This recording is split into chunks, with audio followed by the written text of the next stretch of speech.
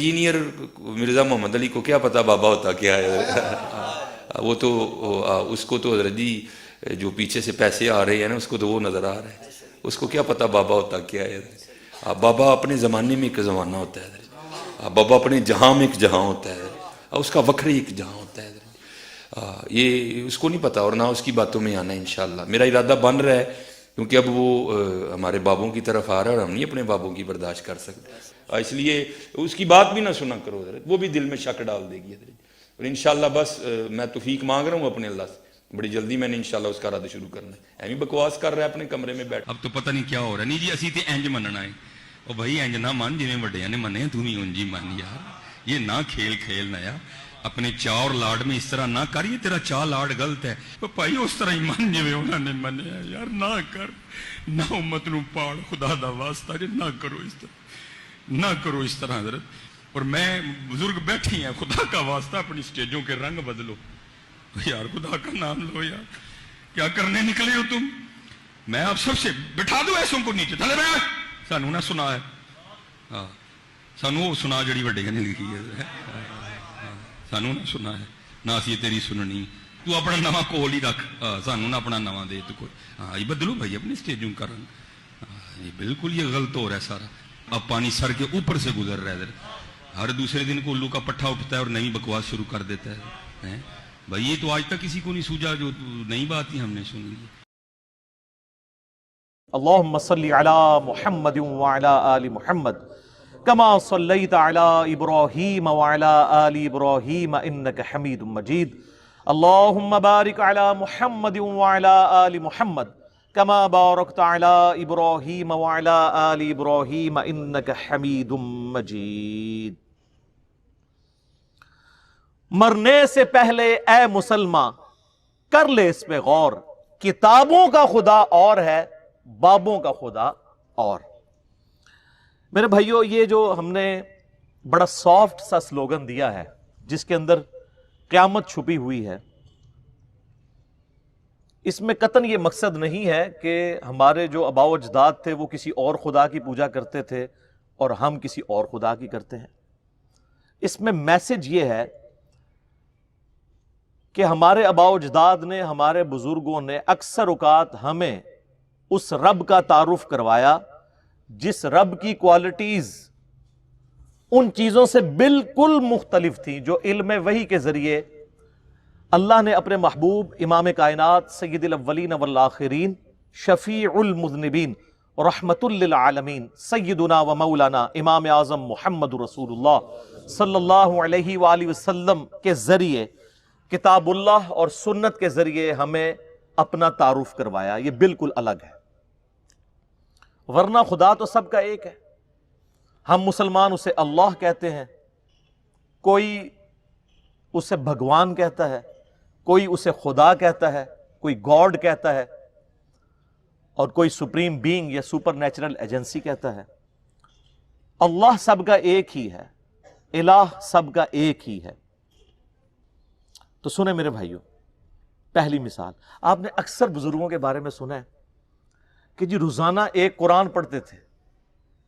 कोई आगे जाता है वो कहता है जी रात को खड़े होते थे, एक टांग पे एक कुरान पढ़ते थे, दूसरी टांग पे खड़े होके दूसरा कुरान। जिसने थोड़ी लंबी छोड़नी होती है वो कहते हैं जी 3 कुरान रोज के। 8 कुरान वाला वर्जन भी है। सर फजाइल अमाल उठाएं, ये मैं यानी कोई जुबानी कलामी बातें नहीं कर रहा हूं, ये वो टेक्स्ट बुक है जिसके बारे में दावा किया जाता है कुरान के बाद सबसे ज्यादा दुनिया में पढ़ी जाने वाली किताब है फजाइल अमाल।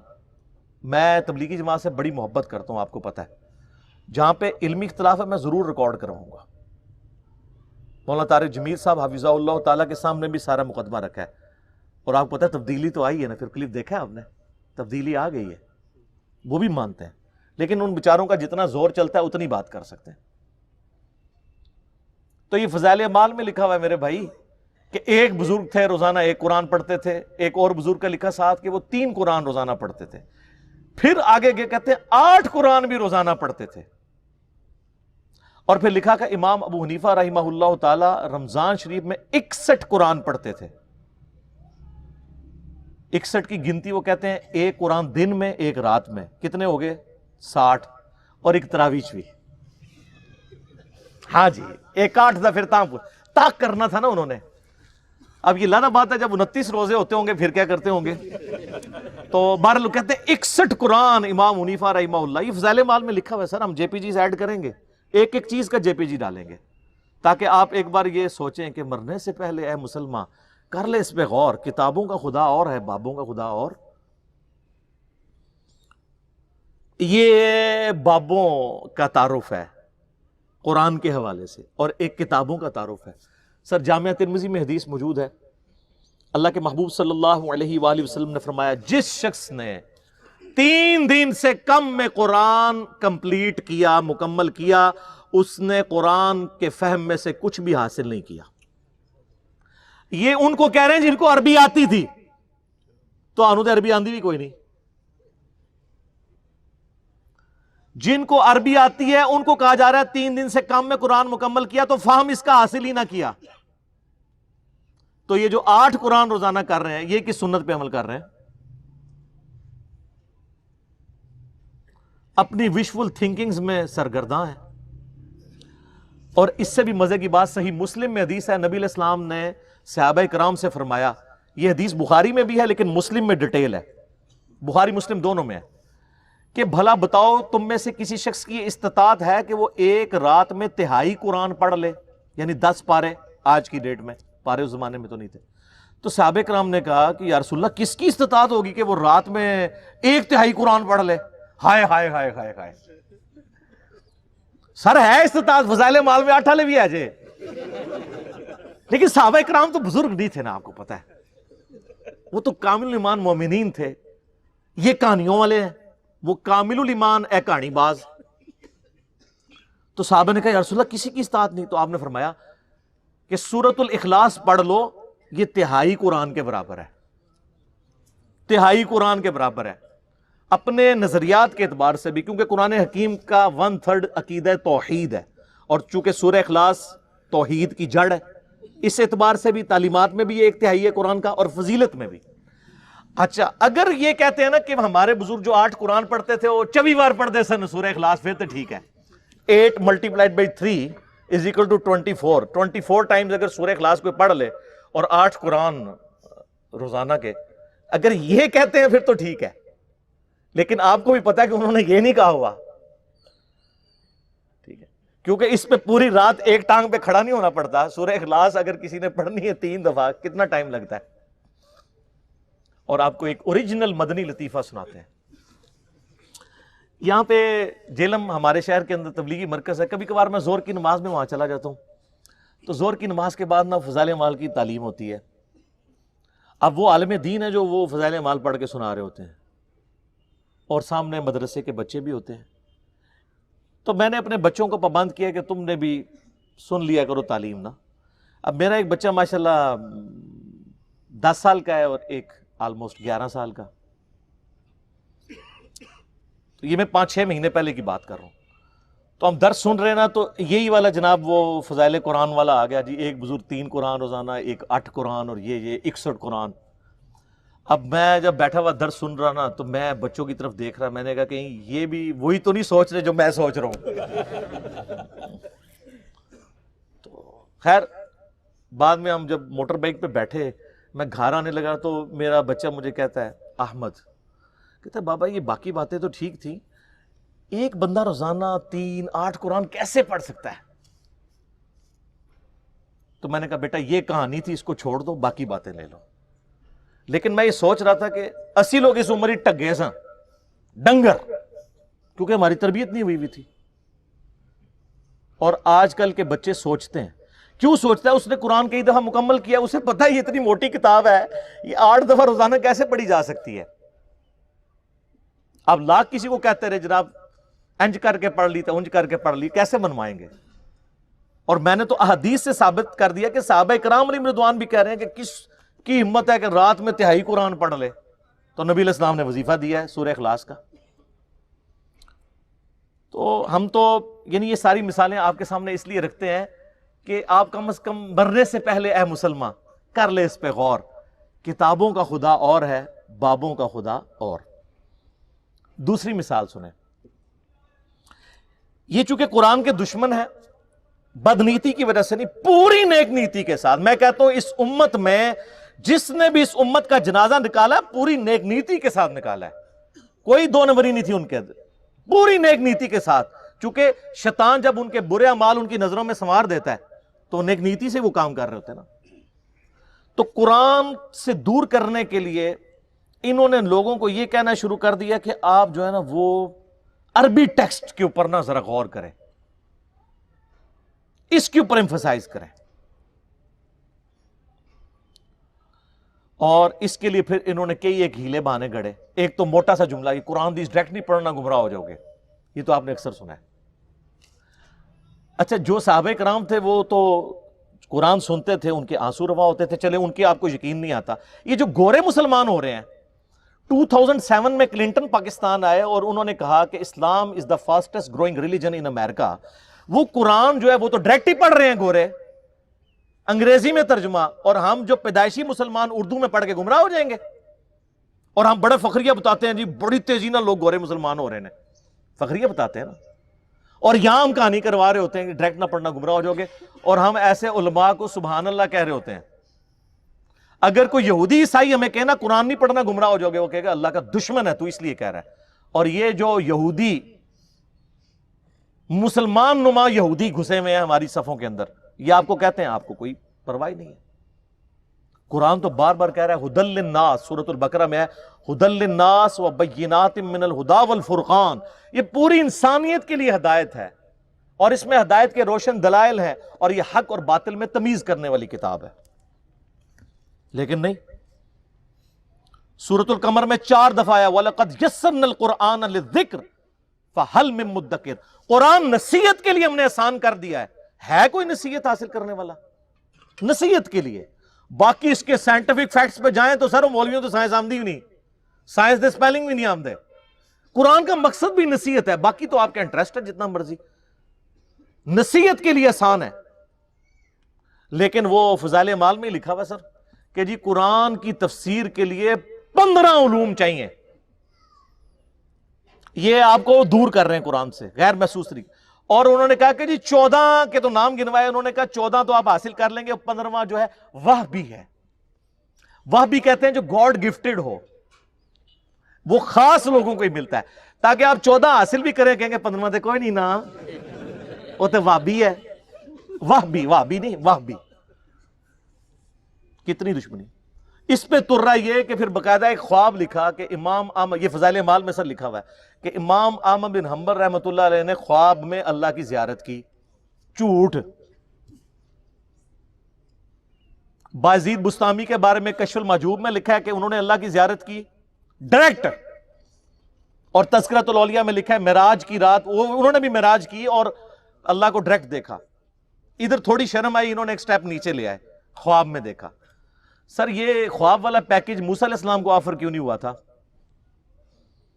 سورۃ الاعراف کی آیت نمبر 143 ہے. حضرت موسیٰ علیہ السلام اللہ کے لاڈلے ترین 5 پیغمبروں میں سے ہیں، اولو العزم پیغمبروں میں سے ایک.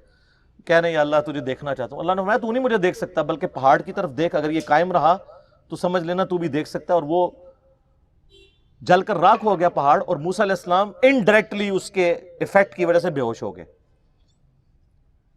لن ترانی، تو مجھے نہیں دیکھ سکتا. تو اللہ تعالیٰ کہہ سکتا تھا کہ بعد میں نے احمد بن حنبل کو خواب میں زیارت کرانی ہے، تو موسیٰ پھر خواب والا پیکج، میں کہتا ہوں آج بھی کہتا ہوں موسیٰ علیہ السلام کو خواب والا پیکج آفر ہوتا نا وہ لے لیتے. ہمارے محبوب صلی اللہ علیہ وآلہ وسلم کو خواب میں زیارت ہوئی ہے، جامعہ ترمذی میں حدیث ہے، بڑی لمبی حدیث ہے، جس میں وہ نبی علیہ السلام کی دعا ہے اللہم انی اسألک فعل الخیرات و ترک المنکرات. میں نے کئی دفعہ بیان کی ہے، مشکات میں اس کا انٹرنیشنل نمبر ہے 748 جامعہ ترمذی کے حوالے سے. یہ پروٹوکول کسی کا نہیں ہمارے محبوب صلی اللہ علیہ وآلہ وسلم کے سوا. تو کہتے ہیں جی احمد بن حنبل نے خواب میں اللہ کو دیکھا تو اللہ تعالیٰ سے کہا یا اللہ میں تیرا قرب حاصل کرنا چاہتا ہوں، تو اس کے لیے سب سے بہترین ذریعہ کیا ہے؟ تو اللہ نے فرمایا میرا کلام. بالکل ٹھیک ہے، ہم بھی یہی کہتے ہیں، لیکن اگر کہانی شروع ہونے لگی ہے. تو احمد بن حنبل نے کہا کہ یا اللہ سمجھ کے یا بغیر سمجھ کے. ہائے ہائے، احمد بن حنبل پہ رہا ادھر باقاعدہ ہماری ٹریننگ کی تھی اسی کہ کل اسی کہانی کرانی ہے، کل ہم نے کہانی کرانی ہے، آپ ذرا یہ بھی پوچھ لے. یہ لکھا ہوا ہے بھائی، اور پوچھنے کس سے؟ اللہ سے، جس نے سمجھ کے لیے پیغمبر بھیجا ساتھ، سب کچھ سمجھایا۔ وہ اس اللہ سے کسی کی جرت ہے یہ پوچھ لے کہ سمجھ کے کہ بغیر سمجھ کے؟ تو اللہ نے جواب دیا، خواہ سمجھ کے خواہ بغیر سمجھ کے، استغفر اللہ واتوب الیہ۔ میں کہتا ہوں جی اس جھوٹے پر اللہ کی لعنت جس نے یہ خواب گھاڑ کر امام احمد بن حنبل کی طرف منسوب کیا۔ اور احمد بن حنبل کو تو یہ سمجھ بغیر سمجھ کہنے کی ضرورت نہیں تھی، ان کو ویسے ہی عربی آتی تھی کہانی۔ اور اسے کہ احمد بن حنبل جیڑا پنجابی پٹھان سندھی یا بلوچ سن۔ یہ ہے جناب بابوں نے جو آپ کو تعارف کروایا۔ اور سر آپ کتاب اللہ کھولے تو سورہ صاد کی آیت نمبر 29 ہے، کتاب انزلناہ الیک مبارک۔ یہ وہ مبارک کتاب ہے جو ہم نے محبوب صلی اللہ علیہ وآلہ وسلم آپ کی طرف نازل کی ہے، لیدبروا آیاتہ، تاکہ لوگ اس کی آیات میں تدبر کریں اور نصیحت حاصل کریں اس سے عقل والے۔ اچھا یہ آپ بتائیں گے نا لوگوں کو تو یہ اگلی کہانی کریں گے۔ دیکھیں اس میں لکھا ہے عقل والے نصیحت حاصل کریں، تو ہر کوئی تو عقل والا نہیں ہے۔ اچھا جی تو تسی روٹی جڑی ہے نک رکھ کھاندے ہو؟ عقل تو ہر بندے کو ہے میرے بھائی۔ جب قرآن کہتا ہے کہ عقل والے، تو اللہ تعالیٰ اس سے مراد لیتا ہے ادر دین مجذوب اور کلندر اور مجنون۔ تو کوئی بھی نہیں ہے ان میں سے، ہم میں سے کوئی ہے مجنون، کلندر یا مجذوب، چلا، پاگل؟ وہ صحیح بخاری میں تعلیقاً روایت ہے، مولا علی کے قول ہے، امام بخاری چیپٹر کی ہیڈنگ میں لے کے ہیں، اور سنن ابن ماجہ میں مولا علی علیہ السلام نے نبی علیہ السلام سے یہ روایت کی ہے کہ 3 قسم کے لوگ ہیں جن سے اللہ نے شریعت کا قلم اٹھا لیا ہے، سویا ہوا شخص، اور نابالغ، اور تیسرا جو شخص پاگل ہے، جس کو آپ مجذوب کہہ لیں، مجنون کہہ لیں، کلندر کہہ لیں۔ اس کو عقل نہیں ہے، اس کی پوچھ نہیں ہے، باقی تو ہر بندہ عقل والا ہے۔ تو عقل والے سے مراد ہر وہ انسان جس کی عقل سلامت ہے، وہ پاگل نہیں ہوا۔ اور جو اپنی عقل کے ہوتے ہوئے اپنی عقل کو استعمال نہ کرے تو اس کو اللہ تعالیٰ نے قرآن میں کہا ہے یہ جانور سے بھی بدتر ہے۔ جی سورۃ الاعراف آیت نمبر 179، وَلَقَدْ ذَرَأْنَا لِجَهَنَّمَ كَثِيرًا مِّنَ الْجِنِّ وَالْإِنسِ، ہم نے جنوں اور انسانوں کی اکثریت پیدا اس لیے کی ہے کہ الٹیمیٹلی انہوں نے دوزخ میں ہی جانا ہے، وَلِعَوْذُ بِاللَّهِ تَعَالَى۔ اللہم اجرنا من النار، اللہم اجرنا من النار، اللہم اجرنا من النار، آمین۔ پھر اللہ تعالیٰ ساتھ ہی فرماتا ہے ہم نے انہیں عقل دی تھی یہ سوچتے نہیں، ان کو کان دیے تھے یہ سنتے نہیں، ان کو آنکھیں دی تھی یہ دیکھتے نہیں، عبرت والا دیکھنا۔ اولئک کالانعام بل ہم اضل، یہ جانوروں کی مانند ہیں بلکہ ان سے بھی گئے گزرے ہیں، جو اپنی عقل کو، کانوں اور آنکھوں کو استعمال کر کے حق بات تک پہنچنے کی کوشش نہیں کرتے۔ تو قرآن تو اس لیے نازل ہوا تھا، سمجھ کے پڑھو یا بغیر سمجھ کے، کڈی وڈی کہانی کرائی ہے، اور یہ فضائل اعمال شریف میں لکھی ہوئی ہے۔ چلو، اور وہ کوئی عام آدمی نہیں، باہر لکھا ہوا ہے شیخ المحدثین، استاذ العلماء، اور یہی تعلیمات ہیں جو صوفیاء نے شروع سے دی ہیں، اور ہم آپ کو رو رو کے بتا رہے ہیں کیا کہ مرنے سے پہلے اے مسلمان کر لے اس پہ غور، کتابوں کا خدا اور ہے، بابوں کا خدا اور اللہ نے ہمیں تو یعنی سمجھ کے کیا، نبی علیہ السلام کو تو اللہ تعالیٰ نے اسپیشلی حکم دیا ہے سورۃ الانعام آیت نمبر 19 میں، وَأُوحِيَ إِلَيَّ هَذَا الْقُرْآنُ لِأُنذِرَكُم بِهِ وَمَن بَلَغَ۔ اے نبی علیہ السلام فرما دیجئے قرآن اللہ نے مجھے اس لیے وحی کیا ہے تاکہ اس کے ذریعے میں تمہیں بھی ڈر سناؤں آخرت کا، اور جس تک اس کی دعوت پہنچ جائے اسی کتاب کے ذریعے ہدایت دے لوگوں کو۔ فضائل اعمال فضائل سنت یا کسی مولوی کی لکھی ہوئی کتاب سے نہیں، اللہ کی کتاب سے۔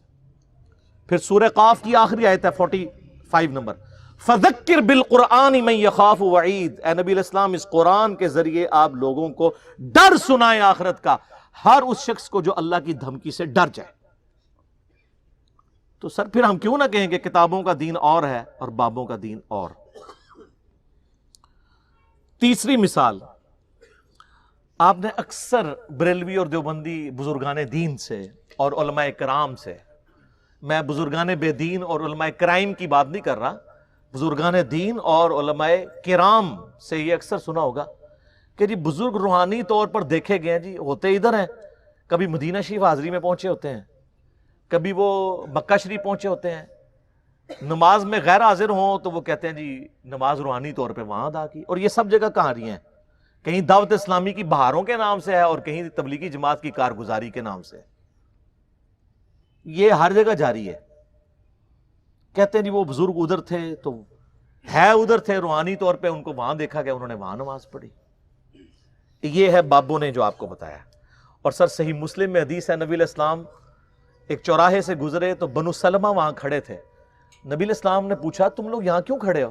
ان کا یا رسول اللہ ہم بڑی دور سے اپنے گاؤں سے مسجد نبوی میں آپ کے پیچھے نماز کے لیے آتے ہیں تو تھک جاتے ہیں، بڑی مشکل سے پہنچ پاتے ہیں، جماعت پکڑنے میں مشکل ہوتی ہے، تو ہم نے ارادہ کیا ہے کہ ہم مدینہ شریف شہر کے اندر ہی شفٹ ہو جاتے ہیں تاکہ آسانی سے آپ کے پیچھے نماز پڑھ لیں. تو نبی علیہ السلام نے فرمایا تم جتنے قدم چل کے آتے ہو ہر قدم کے عوض تمہارے لیے نیکی لکھی جاتی ہے. یار صحابہ کرام کیا لوگ تھے یار. کوئی آرگومنٹ ہی نہیں کیا. کہا یا رسول اللہ ٹھیک ہے ادھر ہی رہیں گے. کسی نے نہیں کہا یا رسول اللہ تھک جائیں گے. یہ نیکیوں کے لیے کتنے حریص.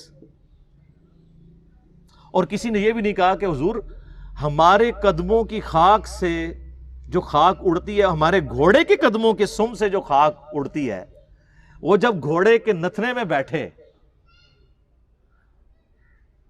تو اس کے برابر بھی کوئی امت کا ولی غوث قطب ابدال نہیں ہو سکتا. تو ہمارے بعد تو بزرگان دین ہواؤں میں اڑ اڑ کے مکے اور مدینے نمازیں پڑھیں گے تو یا رسول اللہ ٹھیک ہے ہم شفٹ نہیں ہوتے، ہم اڑ کے آ جایا کریں گے. اس زمانے میں کوئی نہیں اڑتا تھا، آج بھی کوئی نہیں اڑ سکتا میرے بھائی. کہانی ہے سب. اگر کسی کو زوم ہے نا اڑ سکتا ہے تو سارے بزرگان دین اکٹھا کہتے ہیں دنیا اولیاء اللہ سے خالی نہیں ہے. ایک ولی لے آؤ نا سر، منار پاکستان پہ چڑھاتے ہیں، لیکن ہمیں تو یقین ہے کہ وہ شہادت کے رتبے پہ پہنچیں گے. انگریز کا پیراشوٹ اس کو باندھ دیں گے، وہ چھلانگ لگائے اڑ کے بتائے. اور جب ویسے تو وہ پہلے ہی توبہ کر لے گا، اور اگر وہ چھلانگ لگائی دے شہید ہونے کے لیے تو مرنے سے پہلے ایک بٹن دبائے، اس کے بعد زمین پہ لینڈ کرتے ہی نہ اناؤنسمنٹ کرے نہ میں وابی نہ میں بابی، میں ہوں مسلم علمی کتابی. سر پھر یہی ہونا چاہیے نا. کہانیاں کرائی سی ہوں توبہ بھی کرنا. اور پھر وہ اپنے مریدوں کو بھی کہے کہ مرنے سے پہلے اے مریدو کر لو اس پہ غور. میرا خدا اور تھا اور کتابوں کا خدا اور. اب میں کتابوں کے خدا کو ماننا شروع ہو گیا ہوں. سر یہ چھوڑ دیں، جن کو اپنے بزرگوں پہ مان ہے نا ان کے ساتھ آپ جہاز میں فلائٹ لیں، سارے مرید کٹھے ہوں، بڑے بڑے امیر مرید ہوتے ہیں نا، کاکپٹ سے صرف پائلٹ کو نکال کے نا پیچھے لیں اور کسی ولی اللہ کو بٹھا دیں کاکپٹ میں، وہ یہ جہاز لینڈ نہیں کرا سکتا. اڑنا تو بڑی دور کی بات ہے، اس دنیا میں نہیں لینڈ کرے گا، آخرت کی زندگی میں. لیکن فائدہ کوئی نہیں نا سر، لینڈ ہوئے گا انشاءاللہ. ظاہر ہے لینڈ تو انہیں کرنا ہے جو فیول مکڑا ہے. وہ لادہ بات ہے کہ آپ لوگ جو ہے وہ بھوک مار کے بغیر پیٹرول کے گاڑیاں چلاتے ہیں، لیکن جہاز نہیں اڑتا بغیر پیٹرول دے.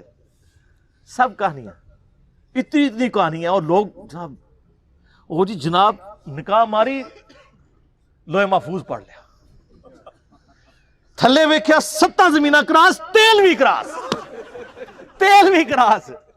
وہ سر ایڈون نے دریافت کیتا آ کے 200-250 سال پہلے پنسلوینیا. تو کیا کرتے رہے ہیں؟ تیل کیوں کراس؟ ہر بزرگ کو ہی تیل کراس ہو گیا. سر نہیں، دنیا بقدر ایفرٹ ہے، جو ایفرٹ پٹ کرے گا اسے رزلٹ ملے گا. وہ تخت بلقیس والا آپ میرا کلپ دیکھ لیں تو باقی چیزیں میں نہیں بیان کرتا. سیکنڈ لاسٹ مثال، چوتھی، آپ کو پتا یہ بڑی مشہور حدیث ہے بخاری اور مسلم دونوں میں، سیدنا اسامہ ابن زید سے متعلق. ایک جنگ کے دوران کافر سے مڈ بھیڑ کے دوران جب وہ کافر ان کی تلوار کے نیچے آیا تو اس نے کلمہ پڑھ دیا، لیکن انہوں نے پھر بھی اسے قتل کر دیا. بعد میں قلق تھا، نبی علیہ السلام کی خدمت میں حاضر ہوئے کہ یا رسول اللہ اس طرح لڑائی ہوئی، وہ میری تلوار کے نیچے آیا، کلمہ پڑھ دیا، پھر بھی میں نے اسے قتل کر دیا. تو نبی علیہ السلام فرمایا تو نے اسے کیوں قتل کیا؟ کہ یا رسول اللہ اس نے اوپر سے کلمہ پڑھا تھا ڈر کی وجہ سے، اندروں وہ کافر تھی. ہو سکتا ہے یہ بات ٹھیک بھی ہو، ہم بھی یہی ججمنٹ کرتے، لیکن نبی علیہ السلام نے فرمایا کیا تو نے اس کا دل چیر لیا تھا؟ تو صحابہ نے تو نہیں کہا یا رسول اللہ کہ اولیاء اللہ دل کا حال جان لیتے ہیں تو ہم تو اولیاء کے امام ہیں. جی میں نے دل چیر لیا تھا. اور جو کہہ رہا تھا اس کو بھی پتا تھا میں کیا کہہ رہا ہوں, کہ کوئی نہیں دل چیر سکتا, صرف نبی کو وحی کی تائید حاصل ہوتی ہے. پھر آپ نے فرمایا اسامہ تو کیا کرے گا جب قیامت والے دن وہ کلمہ پڑھتا ہوا اللہ کے حضور تیرے خلاف مقدمہ قائم کرے گا. اسامہ تو کیا کرے گا, اسامہ تو کیا کرے گا, اسامہ تو کیا کرے گا. نبی علیہ السلام یہ الفاظ ریپیٹ کرتے رہے. سیدنا اسامہ کہتے ہیں میری خواہش ہوئی کاش آج سے پہلے میں کافر ہوتا اور آج کلمہ پڑھ کے مسلمان ہوا ہوتا, کم از کم میرا یہ گناہ تو دھل جاتا. ہوئے ہوئے, اسامہ ابن زید عام بندہ نہیں. صحیح بخاری میں حدیث ہے کہ نبی علیہ السلام زانوں پہ ایک طرف حسن ابن علی کو بٹھاتے تھے تو دوسرے طرف اسامہ ابن زید کو, حضور کے بچوں کی مانت, پوتا حضور کا صلی اللہ علیہ وآلہ وسلم. بڑے بڑے صحابہ غصے کی حالت میں نبی علیہ السلام کو اپروچ نہیں کرتے تھے تو اسامہ ابن زید سے سفارش کرواتے تھے. وہ جو بخاری مسلم میں حدیث ہے جب فاطمہ نامی عورت کی چوری کا مقدمہ آیا اور نبی علیہ السلام کو سفارش کی گئی, وہ بھی اسامہ کے ذریعے کی گئی تھی, لیکن حضور نے ادھر بھی لحاظ نہیں کیا. آپ نے فرمایا تم لوگ مجھے سفارشیں کرواتے ہو, اللہ کی قسم تم سے اگلے لوگ اس لیے تباہ و برباد ہوئے, ان کے اشرافیہ کے لیے الگ قانون ہوتے تھے اور عام لوگوں کے لیے الگ. اللہ کی قسم اگر میری بیٹی فاطمہ بھی چوری کرتی میں اس کے بھی ہاتھ کٹوا دیتا, مجھے اپروچ کرتے ہو تم. یہ ہے اسامہ ابن زید. اور آپ ذرا مجھے بتائیں جو کہتے ہیں جی بزرگ دلوں کے حال جان لیتے ہیں, کہتے ہیں آپ رائے ونڈ چلے جائیں, آپ ملتان شریف چلے جائیں, کسی بھی شریف جگہ پہ چلے جائیں تو مرید وہ ڈر ڈر کے بیٹھے ہوتے ہیں جی بزرگ دل کا حال جان لیتے ہیں. میں نے کہا نا, پرانیاں گلاں, پرانے فرقے, پرانے بزرگ. ہوں تو انہاں دی برسیاں بھی ہو چکی ہیں نا, 1000 سالہ برسیاں. جو جتنا پرانا ہے وہ اتنی برسی ہو چکی ہے. میں یہ چیلنج کرتا ہوں, میں اپنی میکینیکل انجینئرنگ میں سے مشین ڈیزائن کا یا اسٹرینتھ آف مٹیریل کا ایک فارمولا میکینکس آف مٹیریلز کا لکھ کے دیتا ہوں کاغذ کے اوپر, کوئی دنیا کا بزرگ مجھے دیکھ کے پڑھ کے بتا دے. ہاں اگر وقت کا پیغمبر ہو وہ پڑھ کے بتا سکتا ہے, کیونکہ اسے وحی کی تائید حاصل ہوگی. نبی علیہ السلام کو کئی مواقع کے اوپر آپ کو پتا ہے کافروں نے سوال کیے ہیں, نبی علیہ السلام کو نہیں پتا تھا, اللہ نے صورتیں نازل کر کے جواب سکھا دیے. قصہ موسیٰ اور خضر سکھایا, حضرت یوسف علیہ السلام کی بایوگرافی سکھائی, ذوالقرنین بادشاہ سے متعلق سکھایا سورۃ الکہف میں. نبی علیہ السلام کے پیچھے اللہ ہے. سورہ ال عمران کی آیت نمبر 179 ہے کہ اللہ کی یہ شان ہی نہیں ہے کہ کسی غیر نبی کو غیب پر مطلع کرے, وہ اپنے پیغمبروں کو غیب کے اوپر اطلاع دیتا ہے, اور تمہارا کام ہے اللہ اور اس کے پیغمبروں پہ ایمان لاؤ, بس اس حد کو کراس مت کرو. تو نبی علیہ السلام کو اگر یہ چیلنج دیا جائے وقت کے پیغمبر کو, وہ پڑھ کے سنا بھی دے گا, اس کو اللہ آنے واحد میں سب کچھ سکھا دے گا. بابوں کو اس لیے میں چیلنج کر رہا ہوں کہ تمہارا تو کہنا ہے کہ ہمارا اللہ سے تعلق ہے, اللہ کو تو آتی ہے نا انجینئرنگ, پڑھ کے بتاؤ. تم کہتے ہو ہم دلوں کے حال جانتے ہیں, ہمیں کشف القبور ہوتا ہے, وہ بھی کہانیاں. صحیح مسلم میں حدیث ہے, بخاری میں بھی اس کا کچھ حصہ ہے. ایک مدعم نامی غلام تھا نبی علیہ السلام کا, خیبر کے موقع پر نامعلوم تیر لگا, وہ شہید ہو گیا. صحابہ نے کہا سیدھا جنتی ہے. آپ نے تم جنتی کہہ رہے ہو, اس نے تو مال غنیمت کی ایک چادر چرائی تھی جو آگ کی پہنا دی گئی ہے اس کے اوپر, میں دیکھ رہا ہوں. تو صحابہ کرام فوراً گھروں کو لوٹے. اگر کسی نے کوئی رسی کا ایک ٹکڑا بھی یہ سمجھ کے اٹھایا تھا نا اس کی تو خیر ہے, وہ بھی لا کے مال غنیمت میں جمع کروایا کہ یہ سر وہ لوگ سمعنا و اطعنا تھے, سننے والے اور ماننے والے. تو صحابہ کرام کو تو سامنے میت کے اوپر آگ کی جو چادر نظر نہیں آئی ہے. بخاری مسلم میں حدیث ہے, نبی علیہ السلام گزر رہے تھے, آپ رک گئے, آپ کا خچر بدک گیا, کیونکہ آپ علیہ السلام اس پہ بیٹھے ہوئے تھے, اس کی برکت سے اللہ نے اس کو بھی دکھا دیا. ویسے ہی بخاری مسلم میں حدیث ہے کہ ایک مناظر جو ہیں وہ جنوں انس کے علاوہ ساری مخلوقات دیکھتی ہیں. آپ فرمائیں 2 قبر والوں کو عذاب ہو رہا ہے, ایک پیشاب کے چھینٹوں سے نہیں بچتا تھا, دوسرا چغلی کھاتا تھا. پھر آپ نے ایک ٹہنی توڑ کے اس کے 2 حصے کر کے لگایا, فرمایا جب تک یہ ہری رہیں گی ان کے عذاب میں تخفیف ہوتی رہے گی, نبی علیہ السلام کی مبارک ہاتھوں کی برکت سے. تو صحابہ کرام کو تو عذاب قبر نظر نہیں آیا. کہانیاں دل کا حال جان لیتے ہیں. سر اب زمانہ بدل چکا ہے, اب ہر طرف صدا ہے کیا کہ نہ میں وابی نہ میں بابی, میں ہوں مسلم علمی کتابی. یہ علمی کتابی باتیں ہیں. آخری مثال 5ویں فقہ حنفی سے متعلق. فقہ حنفی کی ساری کتابوں میں آپ کو ملیں گی یہ ساری کہانیاں. جب ان کو دلائل نہیں ملتے نا تو وہ پھر روب ڈالتے ہیں آپ کے اوپر. چاہے وہ قاضی ثناء اللہ پانی پتی ہوں، خواہ وہ صاحب در مختار ہوں، صاحب رد المختار ہوں، یہ سب لوگ یہ کہانی لکھتے آئے ہیں اور ان کی تو کوئی حیثیت نہیں ہے. ان سب کے بڑے بزرگ جو ہیں شیخ احمد سرہندی المعروف مجدد الافسانی، جنہوں نے خود ہی اپنے آپ کو مجدد ڈکلیئر کیا اپنی زندگی میں، اور 1000 سال کا، کیونکہ بیچاروں کو حدیثیں تو نہیں پتہ تھی. حدیث میں تو 100 سال کا مجدد ہوتا ہے. سنن نبی داؤد میں حدیث ہے، المستدرک الحاکم میں ہے کہ ہر صدی کے کنارے کے اوپر اللہ تعالیٰ ایک ایسا شخص ضرور بھیجے گا میری امت میں جو دین کی تجدید کرے گا. 100 سال میں ایک. امت کا پہلا مجدد عمر بن عبدالعزیز ہے، المتوفا 101 ہجری، 101 ہجری میں فوت ہوئے 38 سال کی عمر میں. اور آخری جو مجدد ہیں وہ امام محمد بن عبداللہ المہدی ہیں، درمیان میں ہر فرقے کے اپنے ہیں.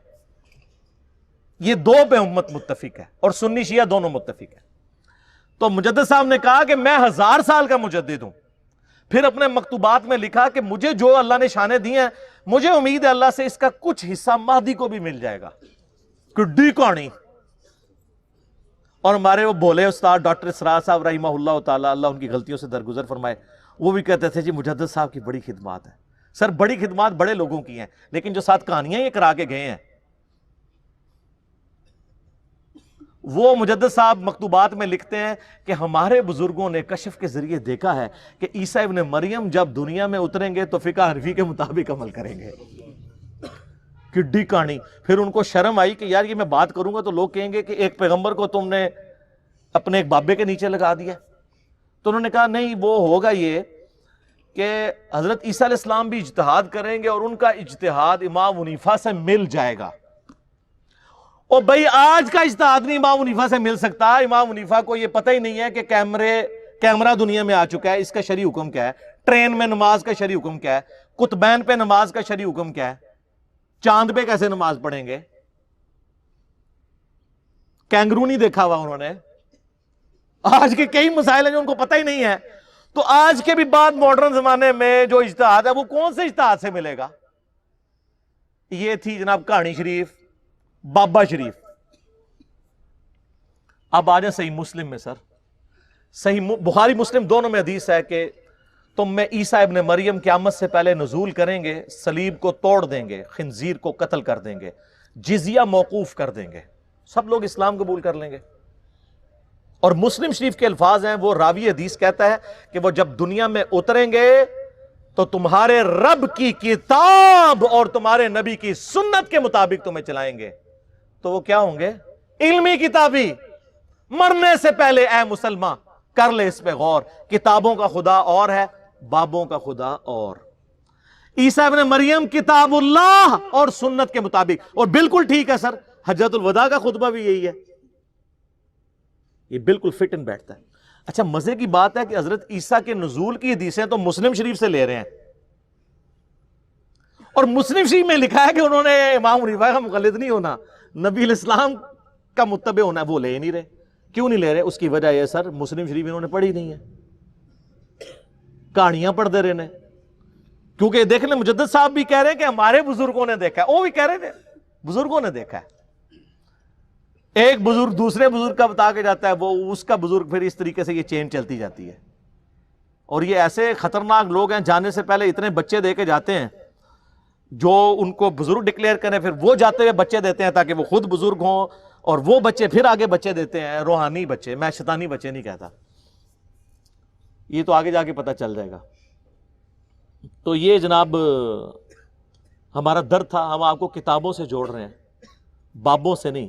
اور جب آپ کتابوں سے جڑ گئے تو آپ نبی علیہ السلام کے مبارک قدموں تک پہنچ گئے. اصل مقصد تو یہ ہے، اس کو امام مانو جسے اللہ نے آپ کا اور میرا امام بنایا. ما ضل صاحبکم وما غوا. تمہارے نبی نہ کبھی بہکے ہیں نہ کبھی بے راہ چلے.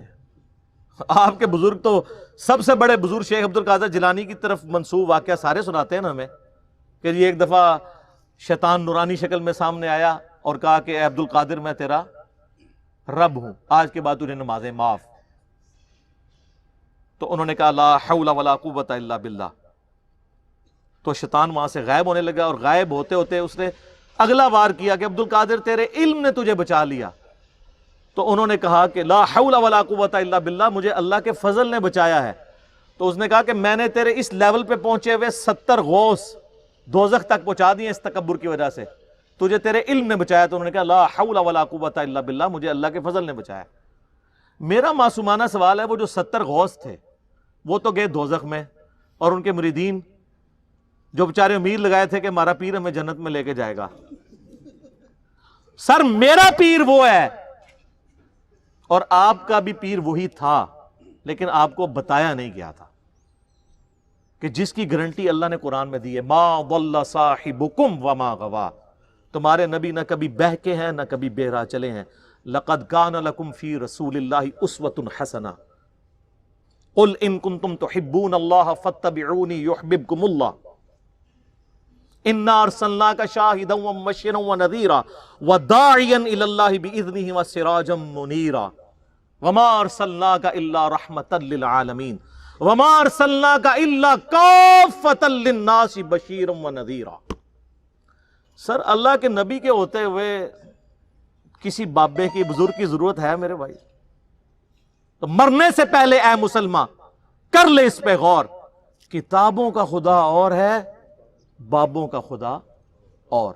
میں اپنی گفتگو کو کنکلوڈ کرتا ہوں صحیح مسلم کی اس مشہور حدیث پہ، انٹرنیشنل نمبر کے مطابق 7377 دجال کے کانٹیکسٹ میں۔